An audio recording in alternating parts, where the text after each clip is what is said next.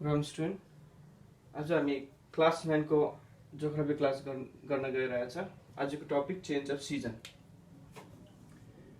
सिजनको परिवर्तन कसरी हुन्छ त्यसको बारेमा हामी डिस्कस गर्छ। के कारणले गर्दाखेरि सिजनको चेन्ज हुन्छ, सिजन चेन्ज हुन्छ। सो अलिकति इन्ट्रोडक्सन हामीले हेर्नेछ। हाम्रो सालमा क्लाइमेटिक डिभिजनमा, इयरको क्लाइमेटिक डिभिजनमा 4टा सिजन हुन्छ। समर हुन्छ, विन्टर, अटम अनि स्प्रिङ हुन्छ। बेसिकली हामीले 4टा क्लाइमेटिक डिभिजन सालको, त्यसमा हामीले 4टा सिजन देखिन्छ। सो यो सिजन चाहिँ के हुन्छ, एक दुस्रामा अलग अलग हुन्छ। त्यस केले गर्दाखेरि भनी सनको जुन चाहिँ इन्टेन्स हिट हुन्छ हैन, सनको जुन चाहिँ इन्टेन्स हिट हुन्छ, सनको हिट एन्ड लाइट चाहिँ जुन चाहिँ ड्युरेसन लामो हुन्छ, त्यो अनुसारले के हुन्छ, एउटा पार्टिकुलर पिरियडमा, सालको एउटा पार्टिकुलर पिरियडमा जुन चाहिँ सनको हिट चाहिँ लामो हैन, ड्युरेसन लामो भयो, इन्टेन्स भयो पृथ्वीमा, त्यो डिपेन्ड गर्छ। त्यसले गर्दाखेरि के हुन्छ, सिजनहरू डिफर गर्छ, समर विन्टरहरू आउँछ। अनि जब सनको जुन चाहिँ हिट हुन्छ त्यसको एमाउन्ट र ड्युरेसन, समय एउटा कुनै अर्थ सर्फेसमा अलिक लामो हुन्छ हैन, त्यहाँ चाहिँ के हुन्छ भने समर सिजन हुन्छ। अलिक जब सनको हिट र त्यसको हिट अनि त्यसको सनको जुन चाहिँ ड्युरेसन हुन्छ त्यो कम्ती भयो भने त्यहाँ विन्टर हुन्छ। सो यो भयो हाम्रो जुन चाहिँ 4टा सिजनको बारेमा डिस्कस गर्यो। सो जुन चाहिँ सिजनको जुन चाहिँ चेन्ज हुन्छ, बेसिकली हामीले धेरै कारणहरू छ। के कारण भने सेप अफ द अर्थको सेपको कारणले गर्दाखेरि, अर्को रोटेसन अफ द अर्थ चाहिँ आफ्नो एक्सिसमा घुमेको कारणले गर्दाखेरि, अर्थ चाहिँ सनको वरिपरि घुमेको कारणले गर्दाखेरि रिभोल्युसन भएको, inclination of the earth axis, अर्थको एक्सिस इन्क्लाइन भएको कारणले गर्दाखेरि। ओके, सो अर्थको जुन चाहिँ एक्सिस छ यो इन्क्लाइन भएको कारणले गर्दाखेरि यहाँ चाहिँ के भयो, सिजनको चेन्ज भएको। अनि अर्थको एक्सिस चाहिँ के हो, प्यारलिजम, आफ्नो जुन चाहिँ इलिप्टिकल अर्बिट छ त्यसमा प्यारल भएको कारणले गर्दाखेरि। अनि जुन चाहिँ अर्थको अर्बिट छ त्यो चाहिँ, जुन चाहिँ अर्थको अर्बिट कस्तो छ, एउटा इलिप्टिकल नेचर छ, त्यसको कारणले गर्दाखेरि यहाँ चाहिँ सिजनको परिवर्तन या चेन्ज भएको छ। सब यसको बादमा हामीले एउटा गरेर discussion, shape of the earth. So हामीलाई थाहा छ कि अर्थको सेप चाहिँ स्पियर छ, फ्ल्याट होइन। अनि जुन चाहिँ सनको रेको एङ्गल अफ इन्सिडेन्स हैन, सनको रेको जुन चाहिँ एङ्गल अफ इन्सिडेन्स हुन्छ त्यो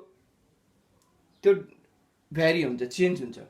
अब जब सनको रे चाहिँ के हुन्छ, भर्टिकली अर्थ सर्फेसमा हुन्छ, एउटा सर्टर डिस्टेन्स जब एटमोस्फियरमा ट्राभल गर्छ त्यहाँ चाहिँ के हुन्छ, एकदमै बेसी गर्मी हुन्छ, मोर हिट जेनेरेट हुन्छ। अनि त्यसले चाहिँ स्मल पोर्सन मात्रै टच गरेको कारणले गर्दाखेरि अर्थ सर्फेसमा के हुन्छ, एउटा सर्टेन पार्टिकुलर एरियामा के हुन्छ, बेसी इन्टेन्स हिट हुन्छ हैन, हिट कन्सन्ट्रेट हुन्छ। त्यही कारणले त्यहाँ चाहिँ के हुन्छ भने अर्थको जुन चाहिँ भर्टिकल रे आउँछ, अर्थ रिसिभ गर्छ, त्यो पार्टमा चाहिँ के हुन्छ, बेसी गर्मी हुन्छ, बेसी हिट हुन्छ। अरू अब्लिक रे भन्दाखेरि चाहिँ, सनको अब्लिक रे भन्दा चाहिँ अर्थको जुन चाहिँ भर्टिकल रे आउँछ त्यहाँ चाहिँ बेसी इन्टेन्स हिट हुन्छ। जस्तो यो भर्टिकल रे, ओके, यो अब्लिक रे हुन्छ। यो भर्टिकल रे चाहिँ एउटा पार्टिकुलर एरियामा कन्सन्ट्रेट हुन्छ, त्यहाँ चाहिँ बेसी गर्मी हुन्छ। अब्लिक रे चाहिँ के हुन्छ, अब्लिक रे चाहिँ लेस हिट हुन्छ। यो चाहिँ अर्थको सेपको कारणले गर्दाखेरि, due to shape of the earth, that is what is the shape of the earth, that is spherical. The next one is rotation of the earth. So earth घुमेको कारण, रोटेसन भएको कारणले गर्दाखेरि के रिजल्ट गर्छ, डे एन्ड नाइट हुन्छ हैन। So day and नाइटमा हुँदाखेरि के हुन्छ, त्यहाँ पनि के हुन्छ, जुन चाहिँ दिन र रातको बिचमा के हुन्छ, हिटहरू पनि के हुन्छ, हिटको जुन चाहिँ परिवर्तन हुन्छ। ओके, रिभोल्युसन अफ द अर्थ अर्को भयो। सो अर्थ सनको वरिपरि घुम्छ नि त, त्यही कारणले गर्दाखेरि त्यसले अर्थको रिभोल्युसन गर्दा के हुन्छ, सन चाहिँ के हुन्छ भने एपरेन्टली नर्थवर्ड या साउथवर्डपट्टि स्काईमा मुभमेन्ट हुन्छ। त्यही कारणले गर्दाखेरि नर्दर्न हेमिस्फियर र साउदर्न हेमिस्फियरले लाइट पाइन्छ। अर्को भयो inclination of the earth axis. So हाम्रो अर्थ एक्सिस हैन अर्थको एक्सिस कतिमा इन्क्लाइन भएको छ 66.5 degree to the plane of orbit. So 66.5 degree अर्थको एक्सिस इन्क्लाइन भएको कारणले गर्दाखेरि त्यहाँ पनि के छ दिन र रातको लम्बाइ के हुन्छ त्यसमा चेन्ज हुन्छ। सो अगर दिन लामो भयो अन्त रात भन्दा त्यहाँ के हुन्छ समर हुन्छ, जब रात लामो हुन्छ दिन भन्दा त्यहाँ चाहिँ के हुन्छ विन्टर हुन्छ। अर्को भयो parallelism of the earth axis. Earth axis के हो प्यारलिजम भएको कारणले गर्दाखेरि अर्थ जब आफ्नो अर्बिटमा इलेप्टिकल अर्बिटमा घुम्छ त्यो अर्थको पोजिसन के हुन्छ त्यति बेला के हुन्छ अर्थको एक्सिस प्यारल हुन्छ केसँग इलेप्टिकल अर्बिटसँग। अर्को भयो लास्ट 6 पोइन्ट चाहिँ elliptical nature of the earth orbit. अर्थको जुन चाहिँ अर्बिट छ हैन अर्थ जुन चाहिँ रिभोल्युसन गर्दाखेरि जुन चाहिँ पाथ छ अर्बिट छ त्यो अर्बिट चाहिँ कस्तो छ इलिप्टिकल नेचरमा छ। ओके इलिप्टिकल यस्तो प्रकारको नेचरमा छ, त्यही कारणले गर्दाखेरि यहाँ चाहिँ सिजन भएको। सो यहाँ हामीले सक्यो हैन change of season because of this reason हैन त्यहाँ चाहिँ के भएको चेन्ज अफ सिजन भएको। सो अर्को चाहिँ के छ भने अब सिजनहरु के हुन्छ एकको बाद अर्को आउँछ हैन। सिजन बेसिकली लास्ट हुन्छ 3 महिनासम्म। सो एकको बाद अर्को आउँछ सालैभरि एकको बाद अर्को आउँछ। सो हामीले चारवटा मेनली सिजन हामीले देखेको छ summer season, winter season, autumn, spring र साइक्लिक अर्डरमा आउँछ। फर्स्ट आउँछ summer, autumn, winter then spring. So summer in northern hemisphere and winter in southern hemisphere. Okay, so summer in northern hemisphere, winter in southern hemisphere. यो चाहिँ भयो कहिले हुन्छ भने यो चाहिँ अर्थको पोजिसन जब कुन चाहिँ दिनमा 21 जुन। सो 21 जुनमा सब सोलर पोइन्ट चाहिँ कहाँ हुन्छ ट्रपिक अफ क्यान्सर हुन्छ। कहाँ नर्दर्न हेमिस्फियरमा चाहिँ सब सोलर पोइन्ट चाहिँ के हुन्छ ट्रपिक अफ क्यान्सरमा हुन्छ।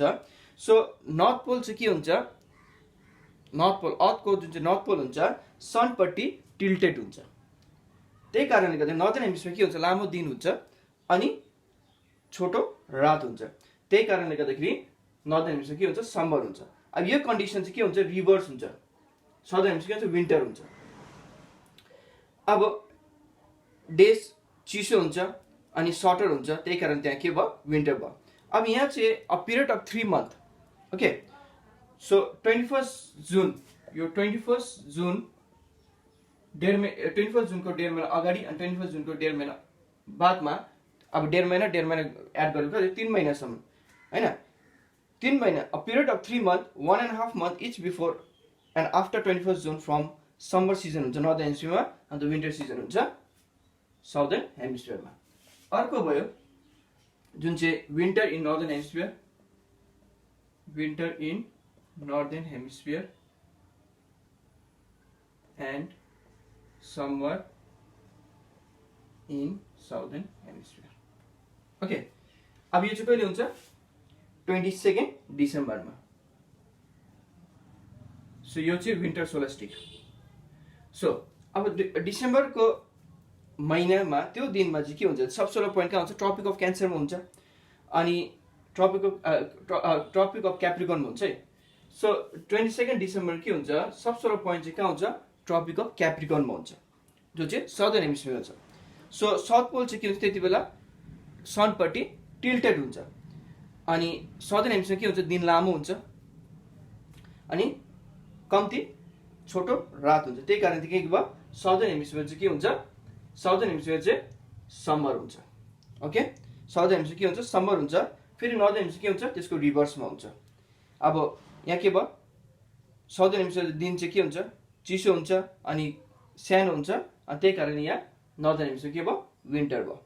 सो यहाँ पनि त्यही हो 22 डिसेम्बरको अगाडि 1.5 महिना यसको बादमा 1.5 महिना जुन चाहिँ 3 महिनाको के हुन्छ विन्टर हुन्छ नर्दर्न हेमिस्फियरमा, समर हुन्छ साउदर्न हेमिस्फियर। अब नम्बर 3 चाहिँ के हुन्छ spring, spring in northern hemisphere and autumn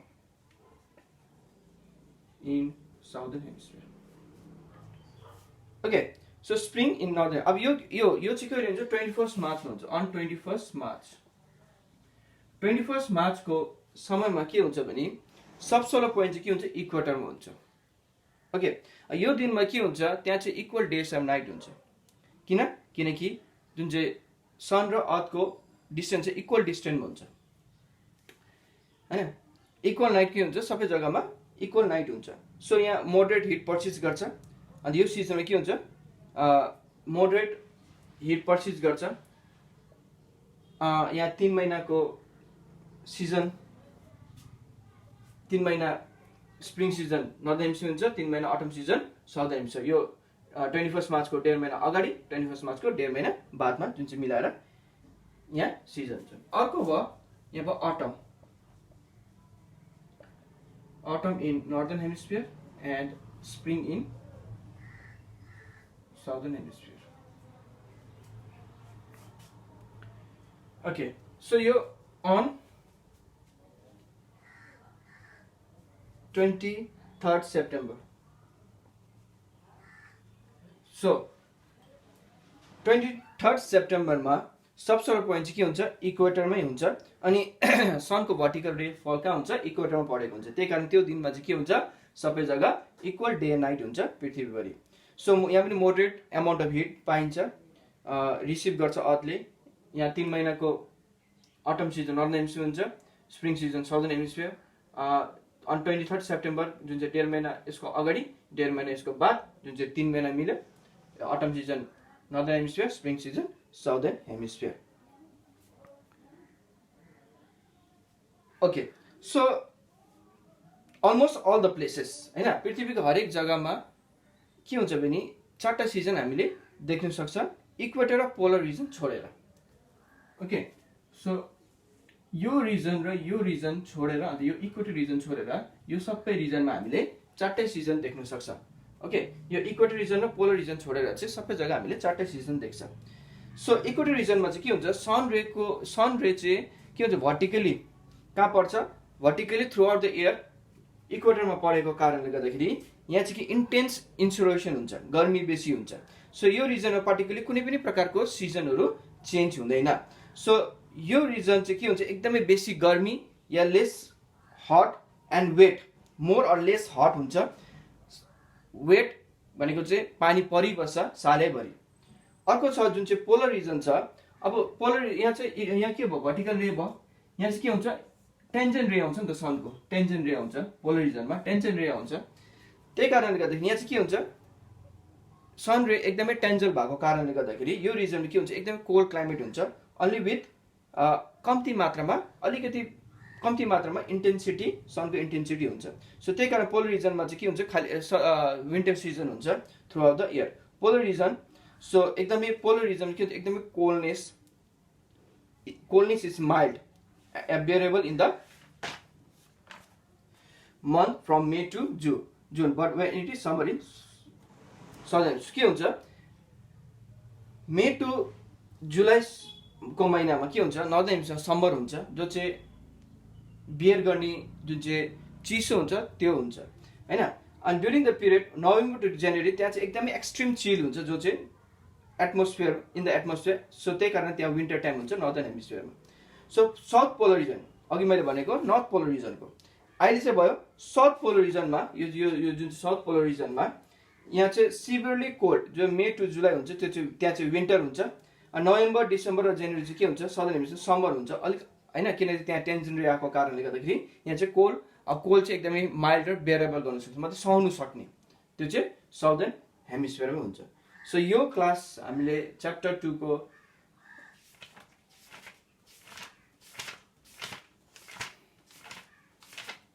movement of the अर्थ हामीले सकेको छ. यो भिडियो हेर्ने, क्वेसन एन्सर गर्ने. Thank you.